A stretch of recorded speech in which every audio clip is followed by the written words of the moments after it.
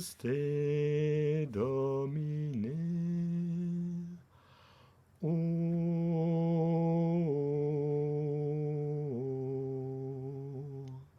Adoramus te Domine.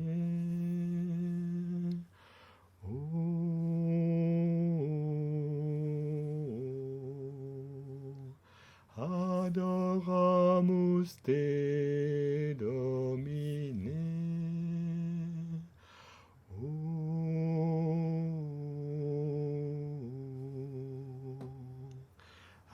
Adoramus te Domine.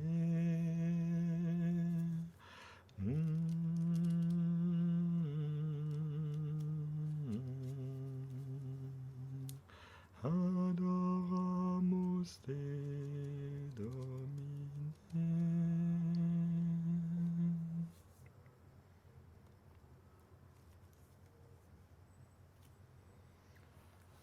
Seigneur Jésus, aujourd'hui, en ce dimanche de Carême, 5e dimanche de Carême, où nous sommes rassemblés devant toi, présents dans ton Eucharistie, totalement présents comme tu l'étais quand tu rencontrais tes amis. Je pense particulièrement à Marthe et Marie, à Lazare, et tu es là, tu passes du temps avec eux, tu as du bonheur à être accueilli avec tes disciples chez eux, tu as du bonheur à être un parmi d'autres et dans la réciprocité de l'amitié. Alors Jésus, nous croyons que tu nous as invités comme à Béthanie pour être tes amis dans une réciprocité d'échange où tu veux bien garder le silence et nous écouter les choses que nous avons à dire, notre récit de ce qui fait notre vie, de ce qui fait la vie de ceux qui nous entourent, de ce qui fait la vie du monde.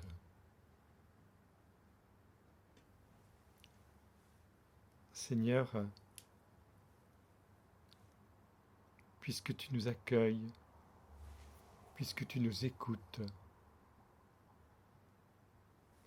puisque tu es attentif à chacun, chacune d'entre nous ce soir, nous venons devant toi te présenter toutes ces situations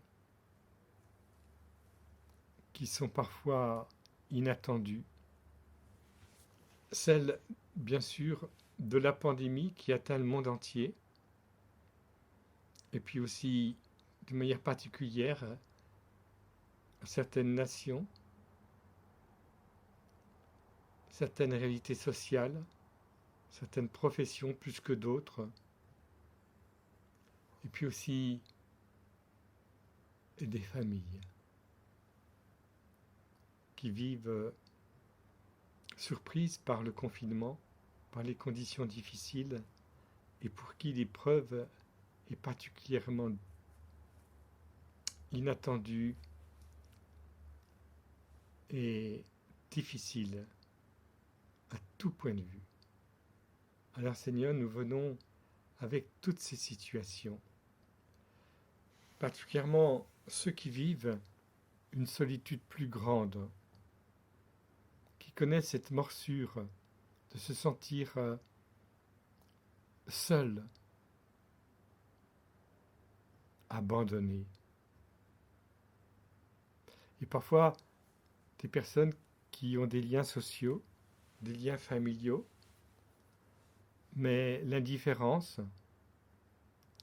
ou l'absence de sensibilité, lié à l'éducation, lié à une histoire dans la famille, fait que personne ne prend contact avec eux, personne ne va les voir. Toi, Jésus, dans le Saint-Sacrement de l'autel, présent dans tous les tabernacles du monde, tu as fondé ton Église avec cette grande famille des croyants et tu es présent, totalement livré, authentiquement présent. C'est tout toi-même qui est là, dans ton humanité, dans ta divinité, dans toute ta sensibilité, tes facultés. Et tu es dans les tabernacles comme dans un confinement imposé. Et si peu sont sensibles à ta présence eucharistique dans tous les tabernacles. Il suffirait pourtant, Seigneur, que quelqu'un pense à toi là où il est, où il se trouve, et te fasse comme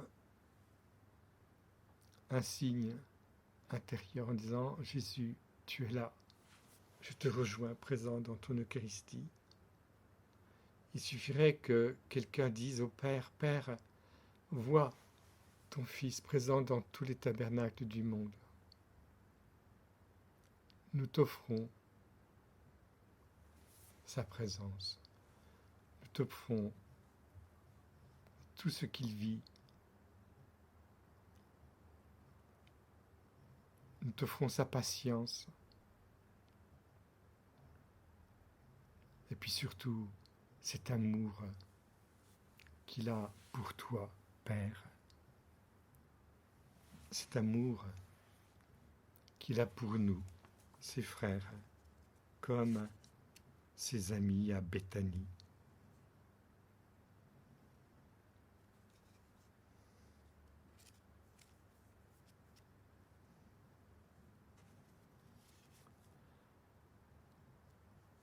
Trouver dans ma vie ta présence,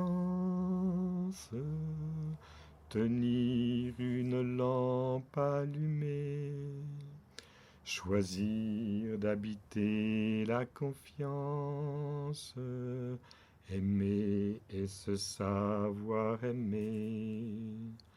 Croiser ton regard dans le doute,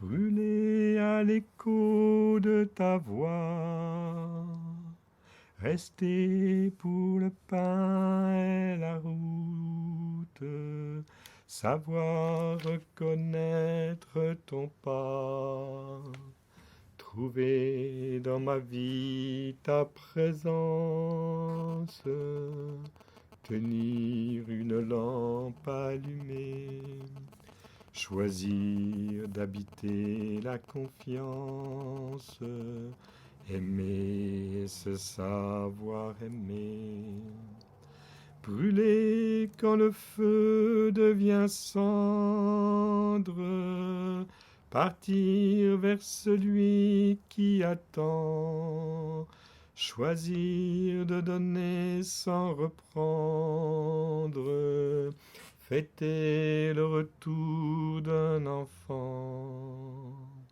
trouver dans ma vie ta présence, tenir une lampe allumée, choisir d'habiter la confiance, aimer et se savoir aimer. Ouvrir quand tu frappes à ma porte, briser les verrous de la peur, savoir tout ce que tu m'apportes, rester, devenir veilleur, trouver dans ma vie ta présence, tenir une lampe allumée, choisir d'habiter la confiance, aimer et se savoir aimer.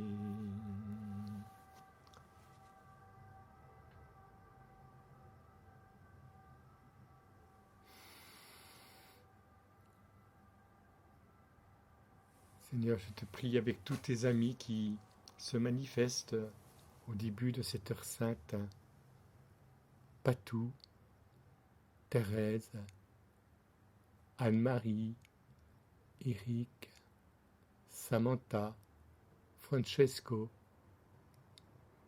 René, Linda et tant d'autres. Seigneur, je te les présente comme tes amis. Et avec eux, Seigneur, je reconnais combien nous avons besoin de vivre en ta présence pour accueillir autrement l'épreuve que nous traversons. L'épreuve globale, générale et personnelle. Seigneur, dans cette solitude, nous reconnaissons qu'il y a aussi une part de responsabilité, la nôtre, quand nous mettons de côté quelqu'un, quand nous voulons l'exclure de nos relations, quand nous ne communiquons plus avec lui. Alors officiellement, on ne s'est pas chamaillé, on ne s'est pas disputé. Apparemment, il ne s'est rien passé, mais il y a cette indifférence qui tue, qui peut devenir une sorte de mort sociale parfois, ou de mort familiale. Comme dit sainte Mère Teresa de Calcutta, en Occident, la pauvreté, ça peut être dans la famille, quand quelqu'un est mis de côté. Alors Seigneur, je te prie pour ceux qui vivent cet isolement. Il y a parfois plus grave aussi, Seigneur. Il y a parfois carrément, volontairement, le rejet. Et nous avons lu cet épisode où, avec Moïse, on décide de faire porter sur un animal tous les péchés du peuple, et il s'en va dans le désert où il mourra de faim et de soif. Cet épisode, au chapitre 16 du Lévitique, versets 20 à 22, qui est l'épisode du bouc émissaire, comme on le dit souvent, combien il se reproduit dans nos vies, combien il se reproduit dans la vie des sociétés, la vie des peuples. Il traduit une réalité ancestrale bien avant l'arrivée du judaïsme, où face à nos fautes, au mal qui est en chacun de nous, c'est tellement plus simple d'accuser l'autre et de lui faire porter ce mal qui est en nous. Cet épisode du bouc émissaire nous dit combien nous avons du mal à accueillir ta bonne nouvelle, Jésus, celle qui consiste à ne pas chercher la paille dans l'œil de notre voisin, mais à s'occuper de la poutre qui est dans notre œil. Ainsi, Seigneur, tu nous invites à une remise en cause. Tu nous invites à une conversion. Tu nous invites, Seigneur Jésus, à demander pardon. Comme dit le pape François cette semaine, mais demandez pardon. Demandez pardon et vous recevrez le pardon de Dieu. Alors Seigneur, nous voudrions profiter de ce moment d'amitié avec toi pour entrer dans cette démarche où nous demandons pardon. Ô Dieu saint, ô Dieu fort, ô Dieu immortel, prends pitié de nous. Ô Dieu saint, ô Dieu fort, ô Dieu immortel, prends pitié de nous.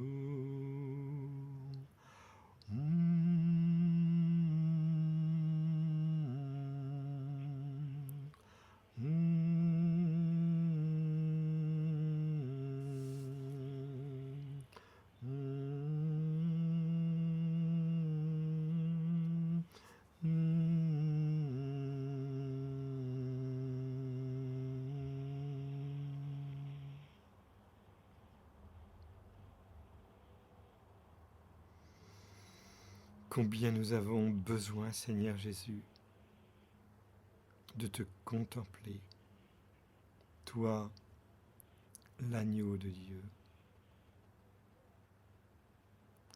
Il en a fallu des sacrifices d'animaux, de béliers, d'agneaux, de taureaux sur l'autel du temple pour pouvoir obtenir ce qui ne donne pas vraiment le pardon.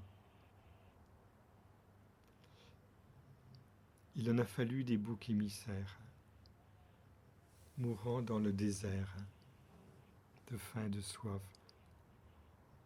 pour croire qu'on a pu évacuer le mal qui est en nous. Mais toi, Seigneur, tu nous enseignes que ce mal vient de notre cœur. C'est de notre cœur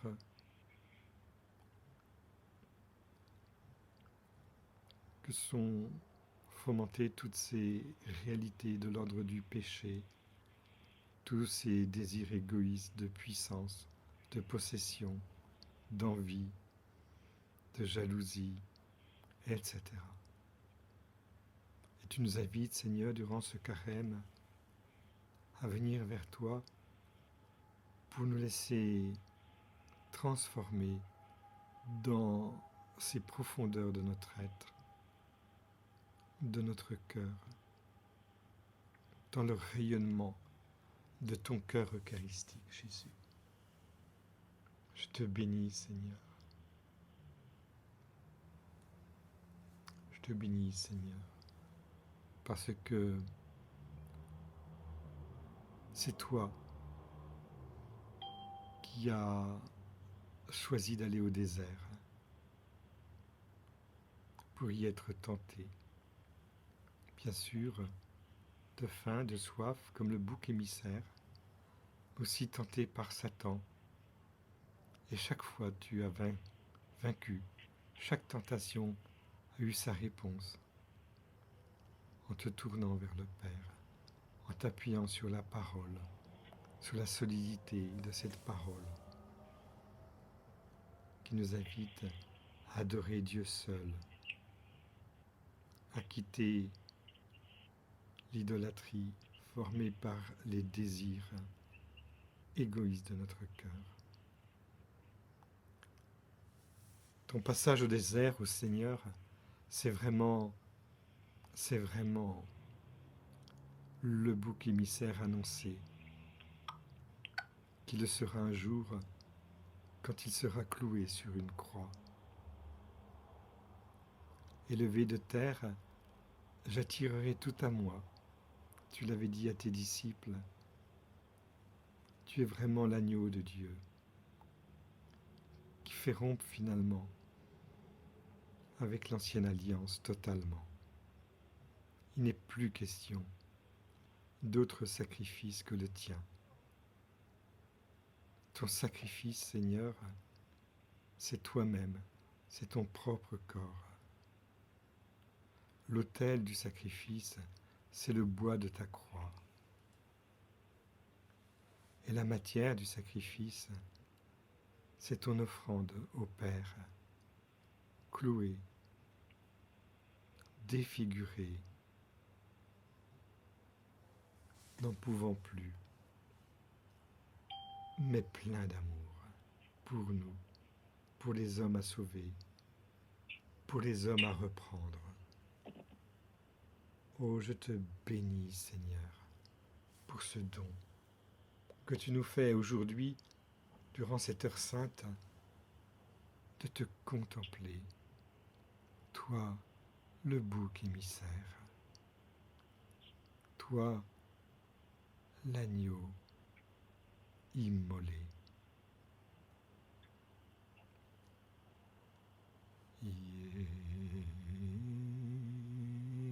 Yeshua, Yeshua,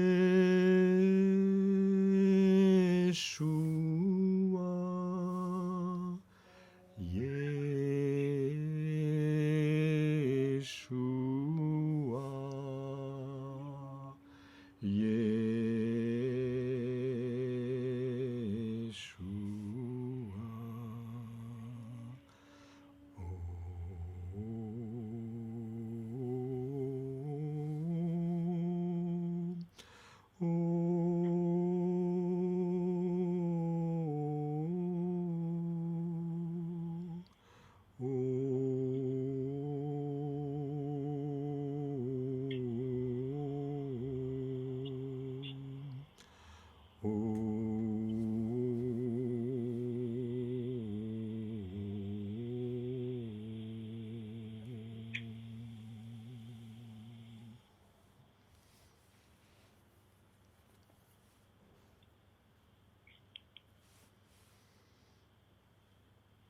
Avec toi, Seigneur, avec ton Église, nous avons pu fêter Saint Joseph cette semaine. Et Saint Joseph, ton père adoptif, nous préparait à ce qui s'est passé pour toi. Je te bénis, Seigneur, pour le don de Joseph.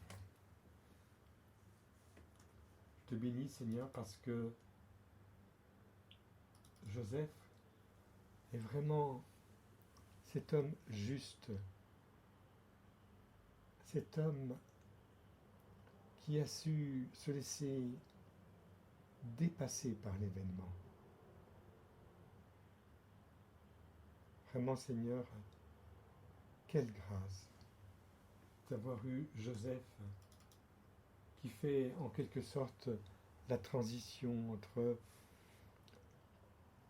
les sacrifices de l'ancienne alliance et puis ton sacrifice à toi, ô Jésus. Et Joseph est quelqu'un qui nous enseigne la base de tout, être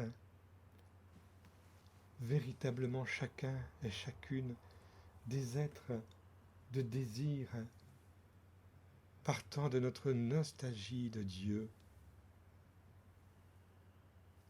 le Créateur, le Père, et que nous t'adorons, Jésus. Nous sommes avec Joseph et Marie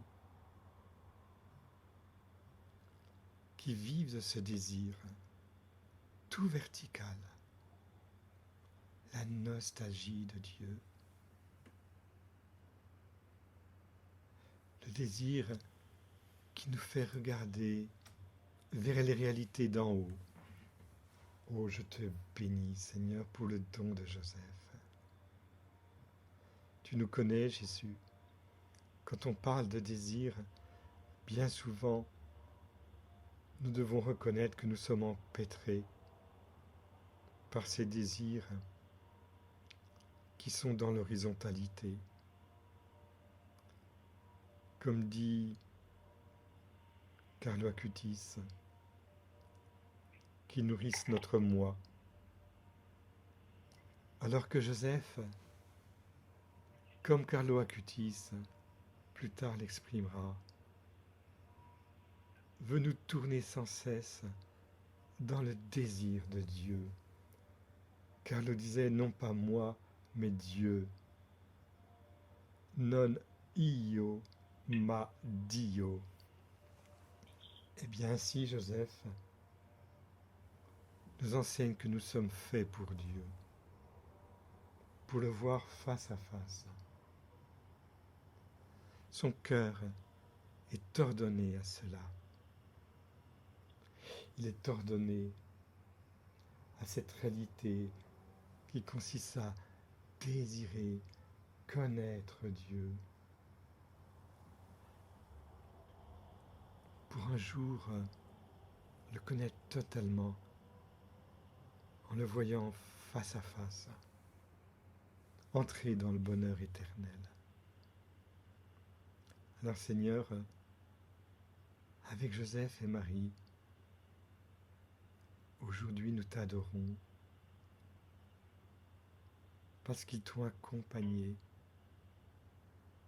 et accueilli dans ta venue parmi nous, dans ton incarnation.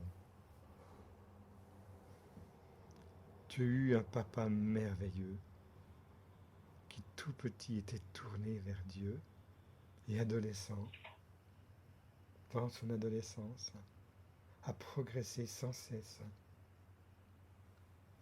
en intelligence, en sagesse, préparé à vivre sa mission comme tous les ados, avec leur soif de justice. Et pour Joseph particulièrement, cet ajustement à Dieu nécessaire. Et comme tous les ados, dans leur progression, il a fallu découvrir les obstacles et les surmonter l'un après l'autre. Il a voulu, Joseph, dépasser sans cesse son ego avec ses désirs, en lien avec cette société qui l'environne, et puis qui peut lui faire miroiter des choses bien terrestres, qui n'ont pas valeur d'éternité, des biens matériels, des pouvoirs, des plaisirs. Et lui a progressé pour que son centre de gravité soit vraiment l'amour, Dieu adoré, Dieu choisi plus que tout, un amour porté à l'extrême avec le mépris de soi. Ô Jésus, en cette heure sainte, je te bénis pour le don de Joseph.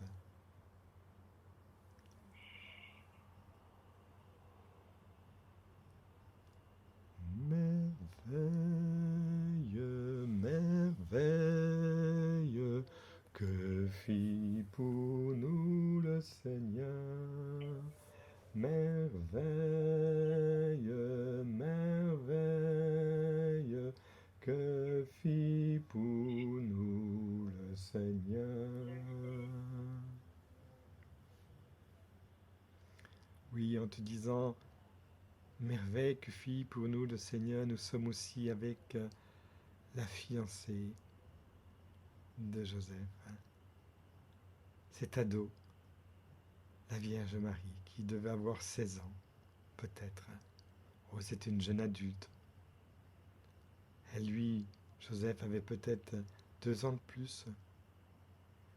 Ils étaient des jeunes adultes qui venaient de passer l'étape de l'adolescence. Et tous les deux se retrouvaient sur le même pied d'égalité. Parce qu'au contact de Marie, sa fiancée, Joseph est confirmé dans ce choix de Dieu qui lui fait renoncer à tout le reste. Avec Marie, il se retrouve brutalement confronté à une situation inattendue. Car Marie reçoit le Verbe de Dieu en elle, par le don de l'Esprit Saint. Et déjà Marie et Joseph étaient libres, affranchis des influences sociales qui les entouraient. Ils savaient qu'ils n'avaient pas à imiter les autres. Leur chemin était autre, différent. Ils avaient choisi l'appel d'Abraham. Il s'agissait, et pour Marie et pour Joseph, d'avancer dans la foi, pour une promesse qui dépasse l'entendement. Et voici que tout survient rapidement. Ô Joseph, comme tu as dû être éprouvé par la grandeur du mystère, écrasé par l'annonce, car la lumière, les lumières de ta réponse à l'amour du Père t'ont été données par l'Esprit Saint jour le jour, à la mesure de ton abandon. Mais là, devant Marie enceinte, c'est trop. Joseph, ne crains pas, ne crains pas. Si Dieu te fait une telle grâce, tu n'en es pas digne. Mais ne crains pas, Joseph, Dieu te donne tout pour vivre ce don qui est fait à l'humanité dans le sein de la Vierge Marie, ton épouse. Il a fallu ce songe qui te confirme que c'est bien toi qui t'es choisi de toute éternité pour être l'époux de la mère du Verbe éternel, du Verbe incarné. L'époux est le Père putatif, adoptif de Jésus sur terre.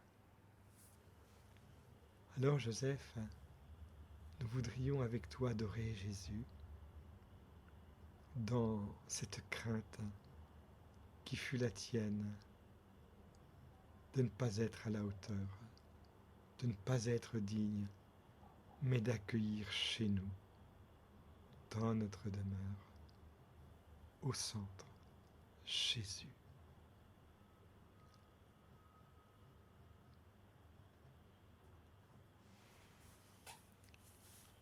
Seigneur, nous t'adorons. Prends nos vies pour ta gloire. Oui, nous t'aimons. Seigneur, nous t'adorons. Prends nos vies pour ta gloire. Oui, nous t'aimons. Seigneur Jésus, comme Joseph, notre combat est de nous ajuster au don que tu veux nous faire. Et pour cela, comme Joseph, nous sommes invités à vivre une attitude de remise en cause permanente, une attitude de conversion permanente, toujours en vue de demander pardon. Pardon. Parce que si nous ne tombons pas dans certains péchés, dans certaines fautes graves, c'est que nous sommes préservés de cela. Mais par nous-mêmes, nous sommes incapables de tenir. Toutes ces défaillances que les autres connaissent, ces fautes graves parfois, ces péchés même, tout cela nous atteint profondément sous la forme de la tentation. Et nous n'avons pas à nous croire meilleurs que les autres si nous ne succombons pas. Nous n'avons pas à rentrer dans le jugement des autres. Nous n'avons pas fabriqué des boucs émissaires. Seigneur, nous voici pas seulement avec nos défaillances, nos limites, nos péchés personnels, mais ceux et celles qui nous entourent. Et au lieu d'accuser, nous te disons, prends pitié des pauvres pécheurs que nous sommes. Prends pitié de ceux qui souffrent, qui n'en peuvent plus de tomber, de pécher. Ô Jésus, donne-leur de se relever. Sur la croix, Seigneur, tu dis j'ai soif, mais tu as soif de donner l'amour, de donner l'absolution. Seigneur, tu désires tellement renouveler chacun, chacune. Ceux qui t'adorent maintenant durant cette heure sainte, mais si ceux que nous pouvons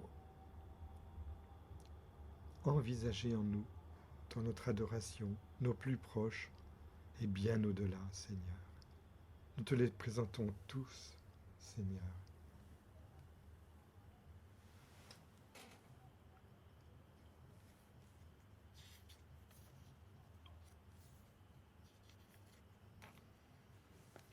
J'aime ta présence, Jésus. J'aime ta présence, mon bien-aimé. J'aime ta présence, Jésus. J'aime ta présence, mon bien-aimé, et ton amour est là, puissant infini. Ton amour est là, guérissant ma vie, et ton amour est là, coulant de la croix. Ton amour est là, ravivant ma foi. J'aime ta présence, Jésus.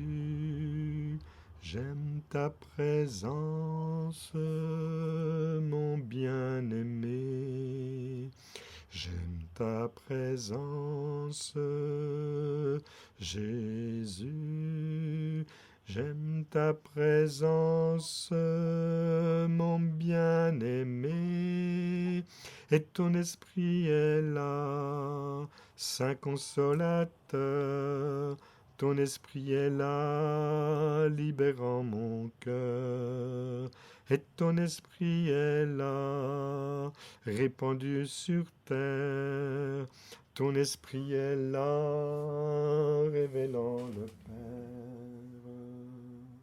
J'aime ta présence, Jésus. J'aime ta présence, mon bien-aimé. J'aime ta présence, Jésus. J'aime ta présence, mon bien-aimé.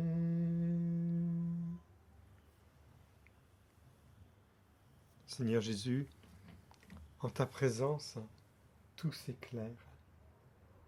Nous découvrons combien l'orientation profonde de notre esprit est vers le bien, le beau. Nous comprenons en ta présence, Jésus, que nous sommes faits pour cela, pour ce bonheur d'être avec toi.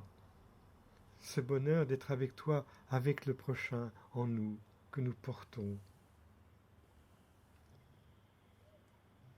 Nous entrons un peu plus dans ce beau ciel de Joseph, ton Père de la terre. Plus que quiconque, Joseph sait que tout doit être orienté des profondeurs ultimes de notre être vers Dieu. Et nous-mêmes, nous le savons quand le mal nous désoriente, quand la culpabilité se met en place, nous entrons dans une démarche d'accusation. Et parce que nous nous accusons nous-mêmes, nous voulons aussi accuser l'autre.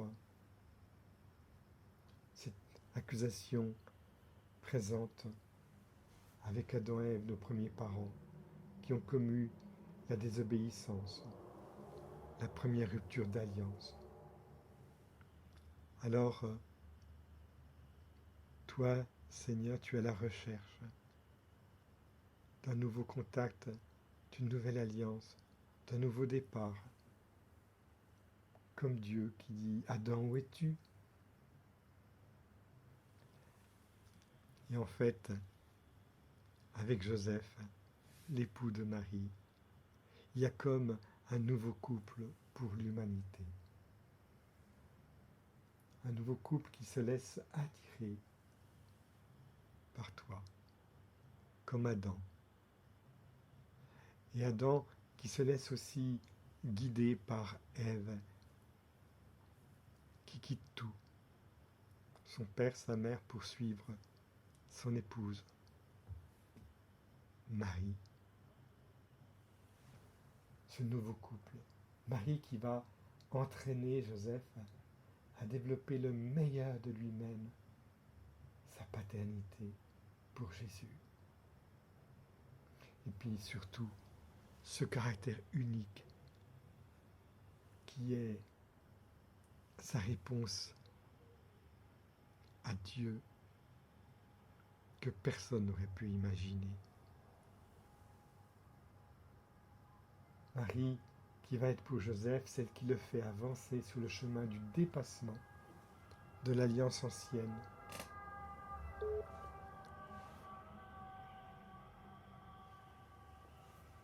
Marie qui le fait entrer dans une nouvelle alliance, offrant l'agneau pour la rédemption.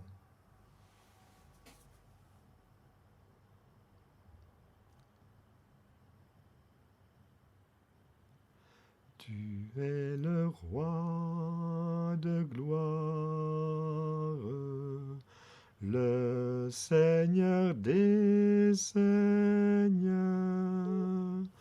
le soleil de la justice.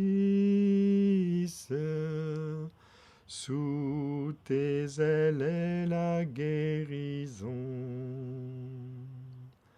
Tu es le roi de gloire,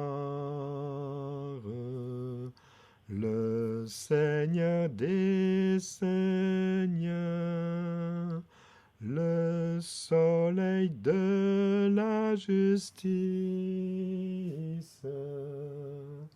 Sous tes ailes est la guérison.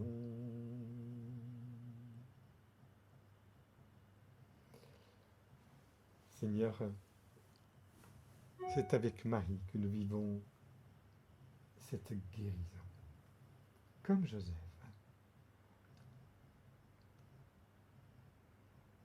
Joseph qui est le premier à choisir la voie de la proximité avec Marie.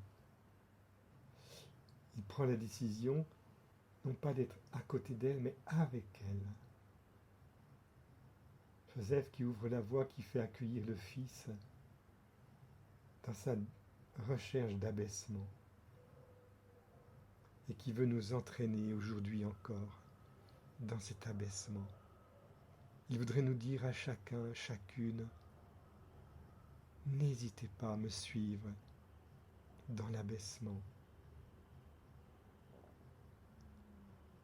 N'hésitez pas à me suivre de mon agenouillement devant mes disciples, mes apôtres. N'hésitez pas à me suivre dans cette voie du serviteur.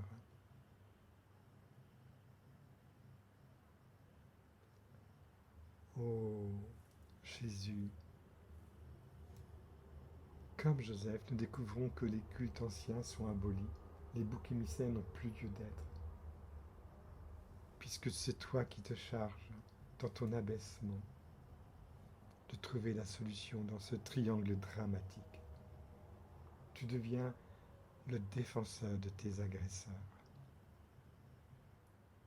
Tu offres aux victimes pour que cesse cette logique ancestrale des civilisations anciennes retrouvées dans le judaïsme avec Moïse, avec la stratégie du bouc émissaire, de celui qu'on accuse, qu'on rejette. Je te bénis, Seigneur, parce que cette stratégie, Joseph l'a refusée en accueillant Marie, en la prenant chez lui. Il devient ainsi, par son accueil de Marie, le confident de Dieu, permettant au Fils de prendre la parole qu'il reçoit du Père d'en haut. Oh, ce silence de Joseph, comme maintenant dans notre adoration, Jésus. Un silence qui est un appel incessant à écouter le Fils de Marie. Jésus, merci pour ce témoignage du silence de Joseph. Ne crains pas de prendre chez toi Marie. Et voici que Jésus, du haut de la croix, offre cette parole à l'apôtre, aux disciples bien-aimés. Voici ta mère. Et à partir de cette heure-là, il l'a pris chez lui. Tu vois, Joseph, tu as précédé prophétiquement tous les apôtres de tous les temps, tous les disciples qui, en proximité avec Marie, consentent par la volonté du Fils à l'accueillir chez soi. Bravo, Joseph. Bravo, Joseph. Tu nous entraînes. Tu nous invites à aller plus loin. Comme si tu disais aux uns et aux autres, allez, empruntez votre chemin dans l'écoute incessante de mon Fils, Jésus, le Fils de Marie, le Fils de Dieu. Oui, Joseph, tu nous invites à accueillir Jésus comme Marie et comme Dieu le Père. Faites tout ce qu'il vous dira. La parole au Tabor, celui-ci est mon Fils bien-aimé. Écoutez la parole à Cana. Tout ce que mon Fils vous dira, faites-le. Les deux moments phares de cette invitation, qui ont été précédés par le baptême au Jourdain, où les cieux s'ouvrent, la voix du Père se fait entendre. Celui-ci est mon Fils bien-aimé, en qui j'ai mis tout mon amour. Ainsi, quand Jésus est baptisé au Jourdain, il y a quelque chose de toi, Joseph, qui est perçu dans toutes ses fibres d'homme, dans toute sa sensibilité, parce que tu lui as donné tellement de tendresse. Et c'est le Père lui-même, le Père des cieux, qui t'a communiqué sa tendresse pour Jésus à Nazareth. Oh Seigneur Jésus, quelle grâce pour cette année Saint-Joseph de nous faire entrevoir que nous devons entrer dans cette tendresse du Père des cieux, que Joseph a su recevoir pour le Fils qui lui a été confié. L'amour, oui, l'amour, c'est le don de Jésus. L'amour, oui, l'amour, c'est le don de Jésus. Alors dit Jésus, alors mon nom sera connu. oui, l'amour, c'est le don de Jésus. Seigneur, Jésus, qu'est-ce qui te fait tenir instant après instant dans le Saint-Sacrement de l'autel, dans ta présence eucharistique, même si nous sommes indifférents, insensibles, même si nous ne venons pas à ta rencontre, tant d'églises sont fermées, tant de tabernacles restent fermés. Qu'est-ce qui te fait tenir, Seigneur Jésus? C'est ton humilité et ton amour. Il n'y a que ça, que l'amour qui puisse expliquer cette présence immense, forte, transformante, à notre disposition, que tu gardes en réserve en permanence. Ô Jésus,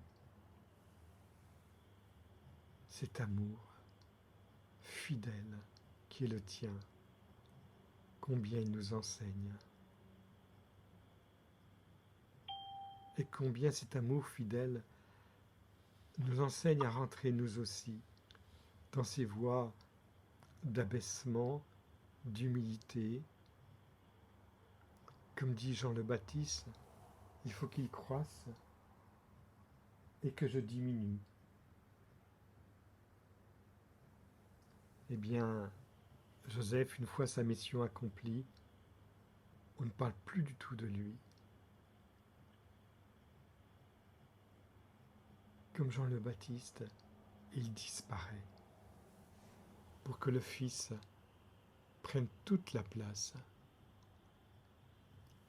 Seigneur, je te bénis pour ces figures de sainteté que tu nous donnes et qui nous invitent nous aussi à progresser en vue de notre propre sainteté.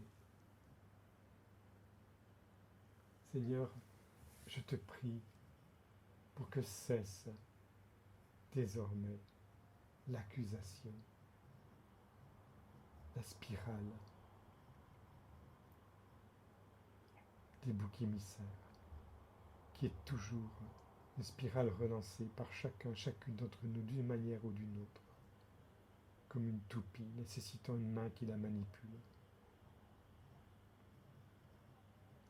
Mais toi, Jésus, tu viens nous apprendre à rentrer dans ces perspectives d'immolation, de sacrifice, de renoncement. Je te bénis, Seigneur. Je te bénis, Seigneur, parce que c'était impossible pour nous d'apprendre à vivre en prenant sur soi le mal qui a été subi. C'était impossible pour nous de nous nourrir du pain amer des offenses et en retour de nous unir à toi pour donner le pain très pur de ta bonté, de ta miséricorde, de ton pardon. Alors Seigneur, nous voudrions entrer vraiment résolument dans cette voie étroite, si étroite, qui passe par les petites choses de chaque jour.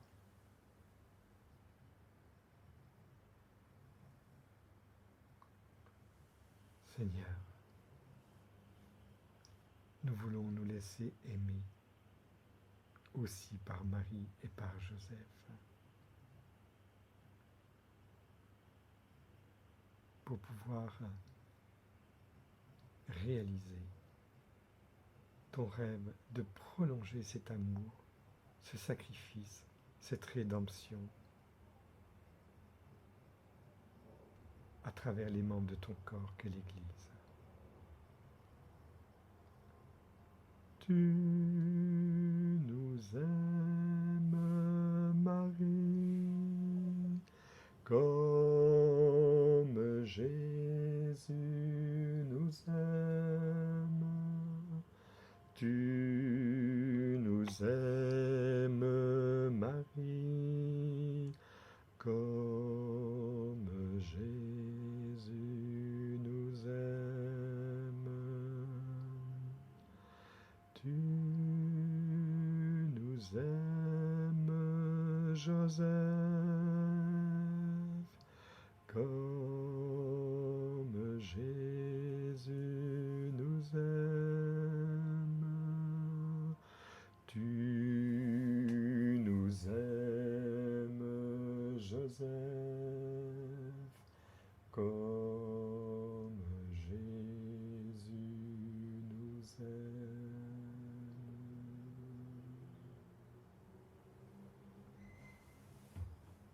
Et ainsi, Marie, après avoir été accueillie par son bien-aimé Joseph, se voit accueillie par chacun d'entre nous, comme un disciple bien-aimé. Et Marie veut nous entraîner, comme Joseph et comme Jean, disciples bien-aimés, dans notre mission d'apôtre et de témoin fidèle. Jésus, ces jours qui nous préparent à Pâques, ces 15 jours, qu'ils soient vraiment vécus intensément dans le cœur de Marie Immaculée, en union avec Joseph. Ce cœur qui est le milieu divin, où nous pouvons être façonnés à la ressemblance avec toi, Jésus. Cette transformation de l'humanité entière qui passe par ce cœur immaculé, cette porte étroite de l'humilité, de l'abaissement, cette kénose, et qui nous fait passer du cœur immaculé de Marie au cœur de Dieu même, mais aussi bien concrètement, qui ouvre la voie à la transformation d'un monde et de ses structures en vue d'une civilisation de l'amour. Magnificat, Magnificat, Magnificat anima mea Dominum, Magnificat, Magnificat, Magnificat anima mea.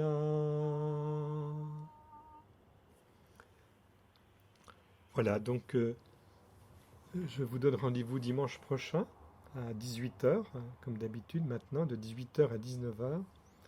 Et nous prions à toutes les intentions qui nous ont été confiées, particulièrement pour ceux du Jéricho. Nous sommes en communion avec ceux qui souffrent davantage. Cette semaine, on prie pour Patrick, qui souffre de solitude, qui a 53 ans, père de 5 enfants. Nous prions toujours pour Véronique, Lisette, Pascal, tant d'autres. Le Seigneur soit avec vous. Et avec votre esprit. Et que Dieu Tout-Puissant vous bénisse, le Père et le Fils et le Saint-Esprit. Amen. Amen. Amen. Je